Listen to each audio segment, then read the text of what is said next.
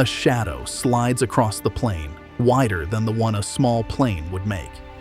The animals feeding below stop moving as it passes overhead. Whatever casts it weighs as much as a grown man and glides through the air without beating its wings. 6 million years ago in Argentina, the heaviest bird that has ever flown soared over the open country on the rising heat. Lay its wings flat across a road, and the tips would reach the far shoulders of 2 full lanes. This is Argentavis magnificens. Wingtip to wingtip, it spanned close to 7 meters. The largest soaring bird in the sky today, the Andean condor, reaches barely half of that. The wandering albatross, which has the widest wingspan of any living bird, still falls short on each side. On the ground, the bird stood up to the height of a person before even opening its wings. The scientists who first measured it compared it to the one thing that fit: a light aircraft. We have never found the fossils of a whole one. What came out of the Argentine rock in 1980 was a partial skeleton: a skull, a bone from the jaw hinge, sections of the wing, and parts of the legs. The rest of the giant is reconstruction, built by taking a smaller relative we know in detail and scaling it up.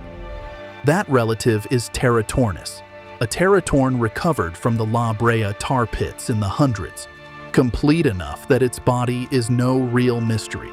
Enlarge it to fit the bones from Argentina, and Argentavis appears. So the parts of this animal to trust are the ones the fossils kept: the size of the wing bones and the shape of the skull. But its feathers and its color are still guesses. A body that size has its problems to deal with. Muscle power doesn't grow as fast as weight, and at 70 kilograms, Argentavis had crossed a line. Its breastbone had only a shallow keel, so the flight muscles rooted there stayed modest for an animal so large. Far too weak to flap those wings on and on, the way a seagull does. Climbing into the sky by force was something it probably couldn't do. Getting off the ground at all was even harder. Because its wings were so long, their tips touched the floor before a downstroke could finish. To launch itself, it borrowed help from the land and the wind. It ran down a slope with its wings spread until the air could take its weight.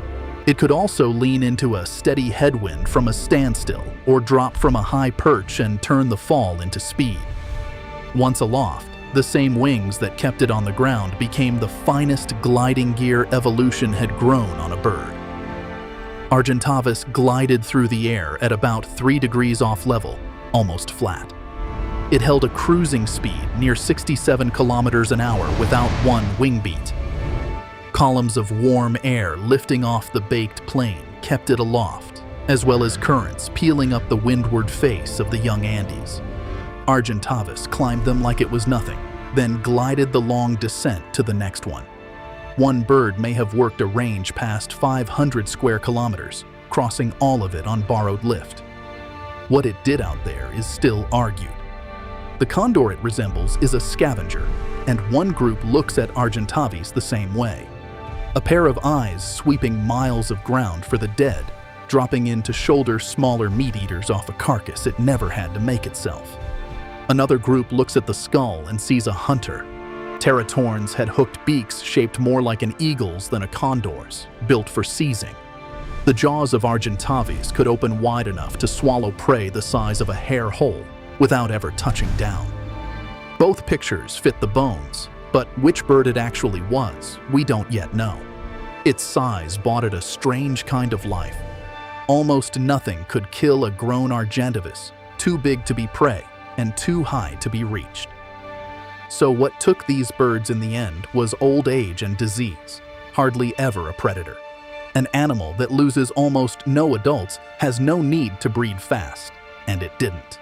A pair raised one chick at a time from an egg of around a kilogram, perhaps once in 2 years. The young bird leaned on its parents for more than a year and wasn't fully grown for over a decade. These were long-lived animals that bred slowly and staked everything on each adult lasting, which works beautifully until the world stops cooperating. Grasslands had spread across Miocene Argentina by then, and the climate became warmer and drier than today. Long sightlines opened over the plains, where rising heat fed the thermals the bird soared on. Down on that ground walked its only rivals, the forest wrasses, flightless terror birds that stood taller than a person. The biggest of them was around 3 times the weight of Argentavis. They were the apex predators on the surface. Argentavis ruled the air above it, and the two likely fed from the same sources, one coming in on foot and one falling out of the sun. Then this giant eventually drops out of the record, and it leaves no obvious villain behind. No human ever laid eyes on Argentavis, as our lineage was nowhere near South America 6 million years ago. The bird had vanished long before the first people reached the continent. The suspect for its downfall was the climate. As the Miocene rolled toward its close, the conditions that built its thermals, warm air over open ground, began to cool and break up. A flyer that relied on free lift from a hot landscape was losing the very air it was tuned for.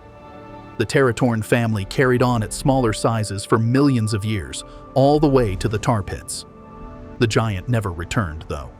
It had specialized on lift from the environment, and when the lift thinned out, there was no second way to live without it.